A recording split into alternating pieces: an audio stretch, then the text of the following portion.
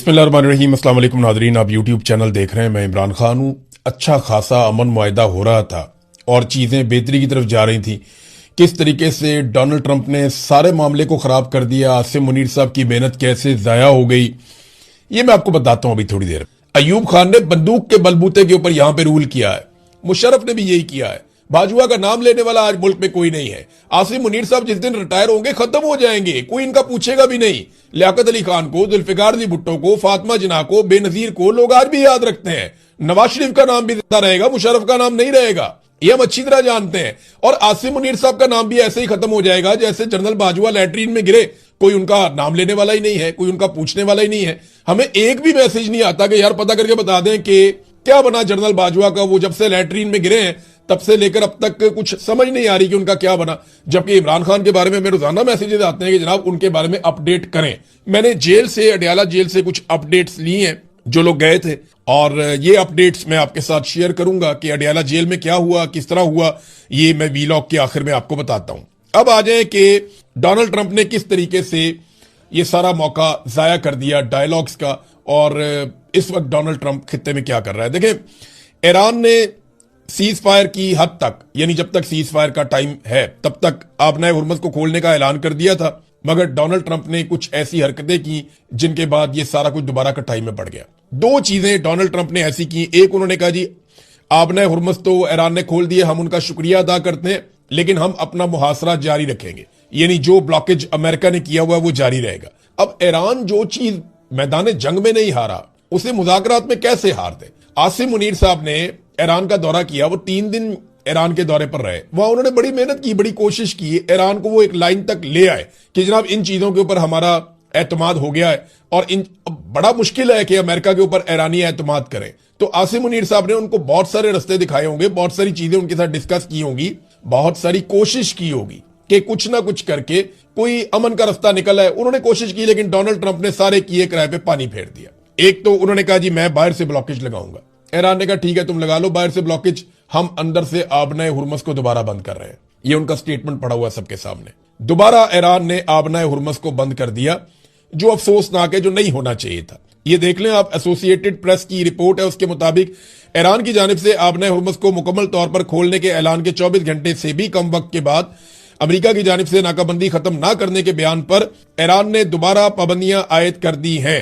Iran की मुश्तरका फौजी command ने दर्ज झेल बयान जारी किया है। आबनाए हुर्मुज़ का कंट्रोल अपनी साबका हालत पर वापस आ गया है, जो मुसल्लह अफवाज की सख्त निगरानी और कंट्रोल में रहेगा। और उसके बाद वहां पे जहाज तितर बितर हो रहे थे, यानी ये कंफ्यूजन फैल गया, अब जाना किधर को है। जो जहाज आबनाए हुर्मुज़ से नहीं गुजरे थे वो वापस मुड़ गए, जो इधर निकल गए थे वो इधर निकल गए, और एक खलबली मच गई जहाजों के अंदर की ये क्या हो गया। डोनाल्ड ट्रंप ने सिर्फ ये साबित करने के लिए कि मैंने ताकत के बलबूते के ऊपर आबनाए हुर्मुज़ को खुलवाया है और ये मेरी एक जंगी फतह है, जो मेज के ऊपर एक कामयाबी मिली थी, और ये पाकिस्तान की इसमें बड़ी मेहनत थी। जो कामयाबी पाकिस्तान ने बड़ी मुश्किल से हासिल की थी टेबल के ऊपर, वो डोनाल्ड ट्रंप ने बढ़के मार के जाया कर दी। और लेकिन पाकिस्तान की सिचुएशन ऐसी ना, पाकिस्तान अमेरिका को कुछ कह भी नहीं सकता।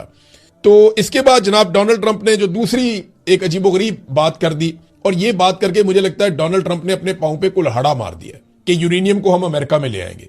ईरान ने कहा हमारे लिए यूरेनियम उतनी ही मुकद्दस है जितनी हमारी सरजमीन, तो हम तो नहीं दे रहे। अब इस तरह का स्टेटमेंट देने के बाद अगर ईरान अपनी यूरेनियम अमेरिका के हवाले कर देता है तो ये ईरान को थोड़ी मुश्किल पेश आएगी। यानी जितनी उन्होंने पोजीशन ले ली है, इस पोजीशन से पीछे हटना एक ऐसे मुल्क के लिए जिन्होंने शानदार लड़ाई लड़ी हो, वो बड़ा मुश्किल है। हाँ, ये जरूर हो सकता था कि ईरान कोई ऐसी निगरानी में दे देता यूरेनियम कि वो ईरान के अंदर ही मौजूद रहती और उसकी निगरानी होती रहती, और जो बाकी साइंटिस्ट हैं या IAEA का इदारा है उसके मैकेनिज्म के तहत यूरेनियम के ऊपर नजर रखने का एक पूरा प्रोसीजर बन जाता। तो ये तो हो सकता था, इसका कोई ना कोई हल माजी में भी यही हो रहा था, ये आइंदा भी हो सकता था, और डोनाल्ड ट्रंप इसको अपनी कामयाबी भी करार दे सकता था। लेकिन डोनाल्ड ट्रंप ने गलती ये की कि डोनाल्ड ट्रंप ने कहा कि जनाब ये यूरेनियम तो मैं लेकर आऊंगा अमेरिका में, और ये भी कह दिया कि ईरान इसके ऊपर राजी हो गया है, और बीच में $20 अरब की एक बात भी आ गई। तो अब ये कह के डोनाल्ड ट्रंप फिर फंस गए, क्योंकि अब यूरेनियम अमेरिका में नहीं आती तो अमेरिकन उसको एक नाकामी समझेंगे, और यूरेनियम का डोनाल्ड ट्रंप के सामने हाजिर होना ये एक वॉर ट्रॉफी है जो डोनाल्ड ट्रंप लेना चाहेगा। अभी एक और स्टेटमेंट डोनाल्ड ट्रंप ने दिया है कि अगर ये यूरेनियम इस तरीके से नहीं आएगी तो फिर बहुत बुरे तरीके से आएगी, लेकिन हमारे पास आएगी। अब एक और सख्त स्टेटमेंट दे दिया। वैसे डोनाल्ड ट्रंप के बयानात को ज्यादा लोग सीरियस लेते नहीं है, लेकिन ट्रंप ने एक और धमकी लगाई है कि शायद मैं जंगबंदी में तौसी ना करूं, चुनाचा आपके पास नाकाबंदी है और बदकिस्मती से हमें दोबारा बम गिराना शुरू करना पड़ेंगे। ट्रंप ने कहा जी हम दोबारा बम गिराएंगे। ईरान ने भी इसका जवाब दिया। ये जो आयतुल्ला मुश्तबा खामनाई है, नए सुप्रीम लीडर ईरान के, उनका भी स्टेटमेंट आया। उन्होंने कहा ईरानी बहरिया दुश्मनों को नई और तल्ख शिकस्त देने के लिए मुकम्मल तैयार है। ईरान की बहरिया दुश्मनों को शिकस्त देगी। ईरानी फौज दीगर मुसल्लह फौज के रुफका के शाना बशाना खड़ी है और दो बड़ी फौजों से लड़ रही है। ईरानी फौज ने इनकी कमजोरी और जिल्लत को दुनिया के सामने बेनकाब कर दिया है। इस्लामी जमहूरिया ईरान की फौज बहादुरी से अपनी जमीन, समंदर और परचम का दिफा कर रही है। अब ये अपना दिफा करने के लिए खड़े हैं कि जनाब हम अपना दिफा करेंगे, हम किसी सूरत पीछे नहीं हटेंगे। और वो जो है वो इनको हराने पे बज़िद हैं कि जनाब आप हार तस्लीम करें और वॉर ट्रॉफी हमारे हवाले करें। अब इस लड़ाई में नुकसान पूरी दुनिया का हो रहा है। पाकिस्तान ने अपने तौर पे बड़ी कोशिश की, भाग दौड़ भी की, सऊदी अरब गए, तुर्की गए, मुख्तलिफ जगहों पे कतर गए। पाकिस्तान के वजीर आजम फील्ड मार्शल ने ईरान का दौरा किया उस वक्त जब लड़ाई चल रही है, अभी तो जंगबंदी है फिलहाल, और कोशिश की कि कुछ ना कुछ टेबल के ऊपर हासिल किया जाए।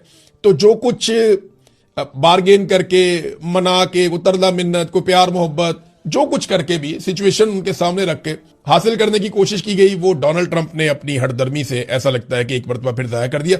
पाकिस्तान की ना आप एक सिचुएशन को जरा समझें, इससे पहले कि आप तनकीद करें ज्यादा पाकिस्तान के ऊपर, आप एक सिचुएशन को समझें।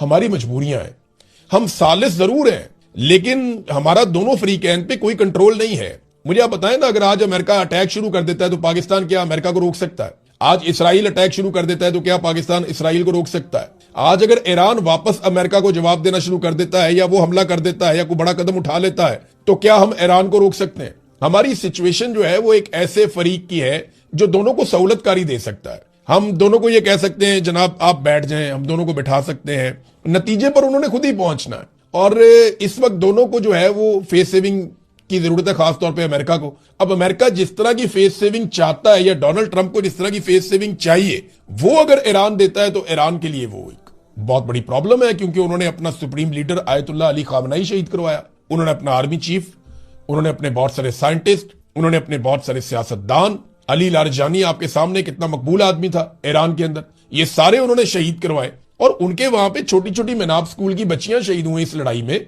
तो उनके लिए भी प्रॉब्लम बहुत बड़ा है। तो ये लॉक लगा रहेगा। यहां पे ना डोनाल्ड ट्रंप को कुछ थोड़ी सी लचक दिखानी पड़ेगी, लेकिन आपको ना नियतों पे भी नजर रखनी पड़ती है ऐसे माहौल में, क्योंकि रशिया ने एक वार्निंग जारी की है। मॉस्को ने खबरदार किया। किस चीज से खबरदार किया ये जरा आप देख लें। मॉस्को ने तेहरान को खबरदार किया, यानी अमेरिका के हवाले से ईरान को मॉस्को ने या रशिया ने उन्होंने खबरदार कर दिया। रशिया ने ईरान को बताया कि अमेरिका की मुमकिना फौजी हिकमत अमली से मुतालिक एक और वार्निंग जारी कर दी उन्होंने। जो दावा है वो ये है कि पेंटागन खित्ते में अपनी फौजी मौजूदगी तेजी से बढ़ा रहा है, जिसमें हजारों एहलकार, फिजाई असासे और बहरी जंगी जहाज शामिल है। इस खित्ते के अंदर अमेरिका लगातार अपनी फौजी ताकत को बढ़ाता चला जा रहा है। इस सारी नकलो हरकत का वक्त खित्ते में बढ़ती हुई कशीदगी और जंगबंदी की मुद्दत के खात्मे के साथ जुड़ा हुआ है, जिससे सूरत मजीद हसास हो गई है। ट्रंप ने यह कहा भी है कि हो सकता है कि वो जंगबंदी में तौसी ना करे। अब इस वक्त एक और इतला ये पहुंची है कि जो रेड सी है, ये आप मैप देखते रहते हैं, अक्सर मैं आपको दिखाता हूं, रेड सी से पीछे चले गए थे अमेरिका के जंगी बेड़े और वो मेडिटेरेनियन सी के अंदर चले गए थे। अब रेड सी के हवाले से या बहरा अहमर के हवाले से यह खबर आई है कि यूएसएस जेराल्ड आर फोर्ड, ये बहरी बेड़ा है अमेरिका का, ये 2 डिस्ट्रॉयर्स के साथ बहरा अहमर में दाखिल हो गया है। और ये खबर दी है एसोसिएटेड प्रेस ने। तो ये बात आप अपने ध्यान में रखें कि एसोसिएटेड प्रेस जो एक बड़ा खबर रसा इदारा है, उसने इस बात को कंफर्म किया है कि अमेरिकी बहरी बेड़े जो पहले पीछे हट गए थे और वो अब वापस दाखिल हो गए हैं बहरा अहमर में। तो ऐसा लगता है जितनी तेजी से अमेरिका ने यहां पे अपनी दिफाई कुव्वत को बढ़ाया है इस रीजन में, बहुत सारे इलाकों से, बहुत सारे एरिया से, हत्ता के जनूबी कोरिया से भी, हत्ता के यूरोप से भी, बहुत सारे एरिया से अमेरिका अपनी फौज निकाल कर वो इस खित्ते में पहुंचा रहा है। इतनी बड़ी फौजी ताकत इकट्ठी करने का मतलब क्या है? एक तरफ मुज़ाकरात चल रहे हैं और एक तरफ फौजी ताकत इकट्ठी की जा रही है। इसके 2 मकासद हो सकते हैं। नंबर 1, मुज़ाकरात में ईरान से बेहतर डील करने के लिए ईरान पे दबाव डाला जाए कि देखो हमारी कितनी बड़ी फौजी ताकत पहुंच गई है, अब हम बमबारी करेंगे, नहीं तो हमारी बात मान लो, ताकि एक बेहतर डील हो सके और अच्छी फेस सेविंग मिले डोनाल्ड ट्रंप को। अच्छा, अगर ये नहीं होता, मुज़ाकरात कामयाब नहीं होते, फर्ज करें किसी नतीजे पे नहीं पहुंचते, तो यही फौजी ताकत क्या ईरान के खिलाफ इस्तेमाल की जा सकती है? बिल्कुल की जा सकती है। इसका रद्द-ए-अमल क्या होगा? मेरे ख्याल में रद्द-ए-अमल उससे मुख्तलिफ नहीं होगा जैसा रद्द-ए-अमल हमने पहले देखा था।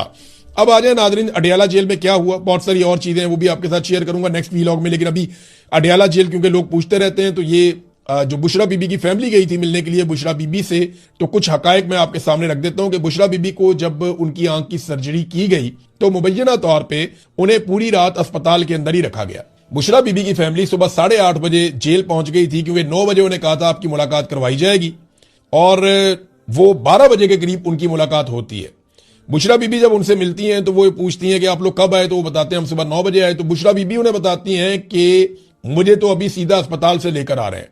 यानी बुशरा बीबी को अस्पताल में जब उनकी आंख की सर्जरी की गई तो उनकी आंख के ऊपर एक पट्टी बांध दी गई थी। ये वहां से भी एक शख्स ने कंफर्म किया है कि मैंने देखा बुशरा बीबी की आंख पे पट्टी बंधी हुई है।